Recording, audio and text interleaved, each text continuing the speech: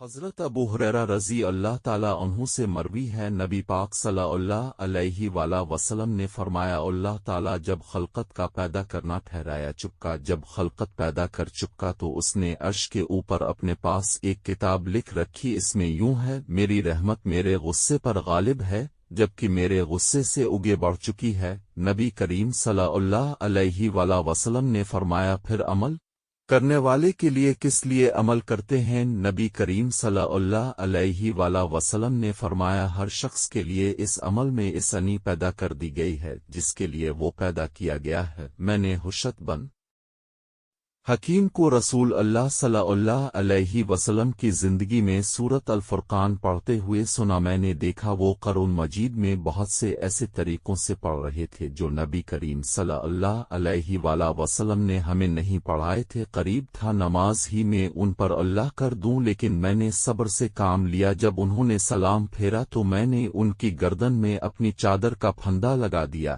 ان سے کہا، تمہیں یہ سورت اس طرح کسی نے پڑھائی جسے میں نے ابھی تم سے سنا؟ انہوں نے کہا، مجھے اس طرح رسول پاک نبی صلی اللہ علیہ وآلہ وسلم نے پڑھائی۔ میں نے کہا، تم جھوٹے ہو، مجھے خود نبی کریم صلی اللہ علیہ وسلم نے اس سے مختلف قرأت سکھائی ہے جو تم پڑھ رہے تھے۔ میں نے انہیں کھینچا ہوا نبی پاک صلی اللہ علیہ وسلم کے پاس لے گیا، عرش غرض کیا۔ میں نے اس شخص کو سورت فرقان اس طرح پڑھتے ہوئے سنا جو اپنے مجھے نہیں سکھائی۔ نبی کریم صلی اللہ علیہ وسلم نے فرمایا، انہیں چھوڑ دو، اے شام تم پڑھ کر سناؤ۔ انہوں نے وہی قرأت پڑھی جو میں نے ان سے سن چکا تھا۔ نبی کریم صلی اللہ علیہ وآلہ وسلم نے فرمایا، اس طرح یہ سورت نازل ہوئی، اے عمر اب تم پڑھو۔ میں نے اس قرأت کے مطابق پڑھا جو اب صلی اللہ علیہ وسلم نے مجھے سکھائی تھی۔ نبی کریم صلی اللہ علیہ وآلہ وسلم نے فرمایا، اس طرح بھی نازل ہوئی یہ قرأت۔